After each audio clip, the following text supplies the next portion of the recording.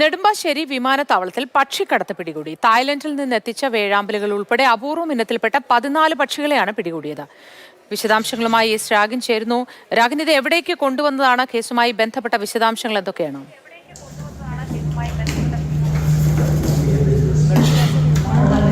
പക്ഷിക്കടത്ത് നടന്നത്, അതിനാണ് ഇപ്പോൾ കസ്റ്റംസ് പൂട്ടിട്ടിരിക്കുന്നത്, തടയുകയാണ് കസ്റ്റംസ് ചെയ്തിരിക്കുന്നത്. സാധാരണഗതിയിൽ സ്വർണവും അല്ലെങ്കിൽ അത്തരത്തിലുള്ള ഇലക്ട്രോണിക് ഉപകരണങ്ങളൊക്കെയാണ് കസ്റ്റംസിന്റെ വലയിൽപ്പെടാറ് ഇത്തരത്തിൽ കടത്തിക്കൊണ്ടുവരുമ്പോൾ. പക്ഷേ ഇത് ഈ തിരുവനന്തപുരം സ്വദേശികളായ ശരത്, ബിന്ദു ഇവരെ പ്രാഥമികമായി ചോദ്യം ചെയ്തപ്പോൾ ചില സംശയങ്ങൾ തോന്നി. അതിനുശേഷമാണ് ബാഗേജ് പരിശോധിച്ചത്. ബാഗേജ് പരിശോധിച്ചപ്പോൾ കണ്ട കാഴ്ച ഞെട്ടിക്കുന്നതായിരുന്നു. കാരണം ഒരുപാട് പക്ഷികളാണ് അതിൽ ഉണ്ടായിരുന്നത്.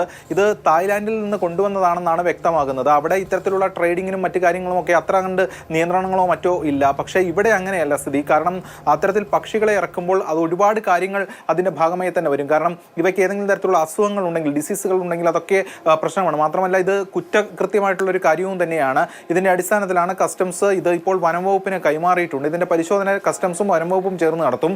അപൂർവ ഇനത്തിൽപ്പെട്ട പക്ഷികൾ ഉൾപ്പെടെയാണ് ഉണ്ടായിരുന്നത്. ഇതിൽ വേഴാമ്പലുകൾ ഉൾപ്പെടെയുള്ള പക്ഷികൾ ഉണ്ടായിരുന്നു. 25,000 രൂപ മുതൽ 2 ലക്ഷം രൂപ വില വരുന്ന പക്ഷികൾ ഇതിലുണ്ട്. ഏകദേശം 75,000 രൂപ പ്രതിഫലത്തിനാണ് തങ്ങൾ ഇത് ചെയ്തതെന്നാണ് ഈ 2 പേർ മൊഴി നൽകിയിട്ടുള്ളത്. ഇവരെ 2 പേരെയും പിടികൂടിയിട്ടുണ്ട്. ഇതിൽ ആർക്ക് കൈമാറാനാണ് കൊണ്ടുവന്നത്, കൂടുതൽ കാര്യങ്ങൾ ഉൾപ്പെടെയുള്ള വിശദാംശങ്ങൾ വനംവകുപ്പും കസ്റ്റംസും ചേർന്ന് പരിശോധിക്കും.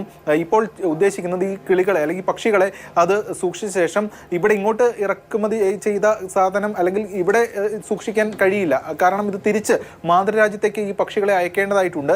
അതിൻ്റെ പ്രൊസീജിയറും അതിൻ്റെ നടപടിക്രമങ്ങളും കസ്റ്റംസും വനംവകുപ്പും ചേർന്ന് പൂർത്തിയാക്കും. അതോടൊപ്പം തന്നെ ഈ 2 പേരെ പിടികൂടിയിട്ടുണ്ട്. അതിൻ്റെ ഭാഗമായിട്ടുള്ള പരിശോധനകളും മറ്റു കാര്യങ്ങളും നടത്തുകയും ചെയ്യും. എന്തായാലും ഇത്തരത്തിലുള്ള ഒരു വേട്ട അത് അപൂർവമാണ്, അല്ലെങ്കിൽ അത് അങ്ങനെ ഉണ്ടാകാറില്ലാത്ത റെയർ ആയിട്ടുള്ളൊരു സംഭവമാണ്. അതാണ് ഇപ്പോൾ കസ്റ്റംസ് പിടികൂടിയിരിക്കുന്നത്. തായ് എയർവേസിൽ വന്ന ഒരു 2 പേരാണ് യാത്രക്കാർ.